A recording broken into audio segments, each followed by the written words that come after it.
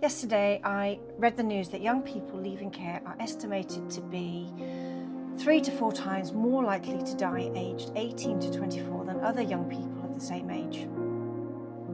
And reading it affected me far more than I initially realised.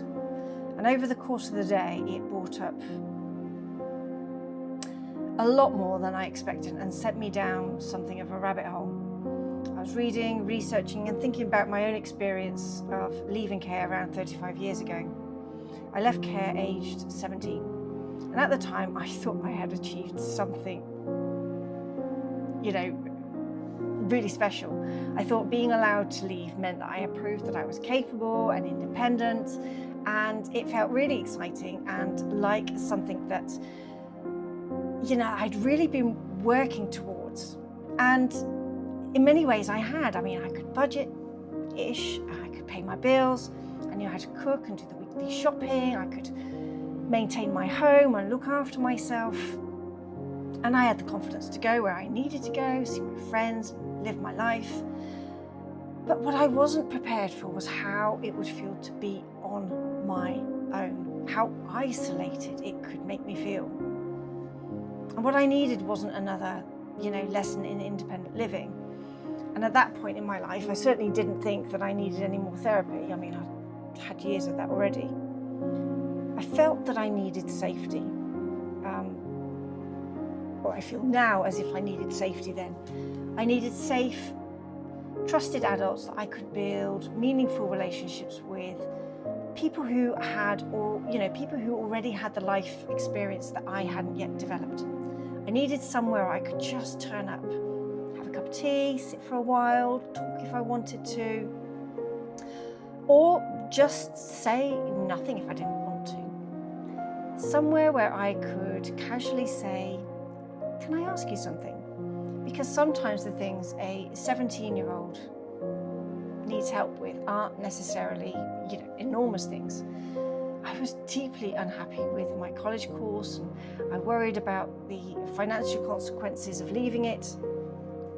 And with someone safe and experienced to talk to, perhaps we could have worked through my options together. Instead, I talked to somebody that I believed was my friend. Now that ultimately put me in danger and was part of a chain of events that led to debt bondage, sexual exploitation, and being trafficked for 3 years. Now, I'm not saying that every care leaver without this kind of support will experience what I did. What I'm saying is that seemingly small problems can become very big problems when a young person has nobody safe to take those problems to. And sometimes the person offering the solution isn't safe at all. And that's what I keep thinking about the phrase independent living. Perhaps knowing how to cook, budget, and keep a home isn't enough. Most young people that leave home still have somebody that they can call on, somebody with more life experience, somebody who can say, "Oh, that doesn't sound right," or, "Don't panic, we can sort this out."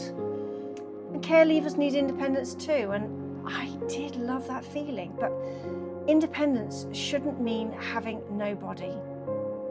Now, I know things have changed since I left care, and I have spent time looking at some of the care leaver hubs and personal advisor services and other support that now exists, and some of what I found sounds genuinely encouraging.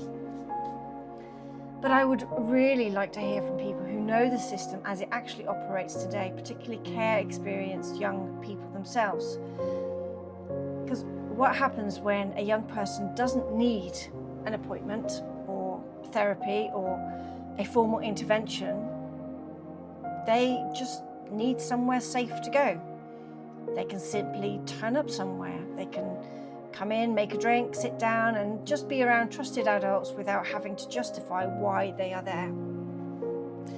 Somewhere where they can just develop, relationships naturally over time. Is support flexible enough for them to talk when something is actually on their mind rather than only when an appointment happens to be scheduled?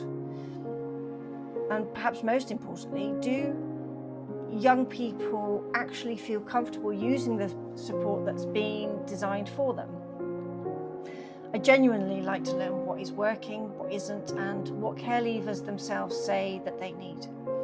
And if you are a care leaver or a recent care leaver, I'd particularly value hearing what this support feels like from your perspective, including what you wish adults understood. And the thought that young people may still be experiencing that isolation more than 30 years after I left care has genuinely broken my heart, especially if they felt that life couldn't go on.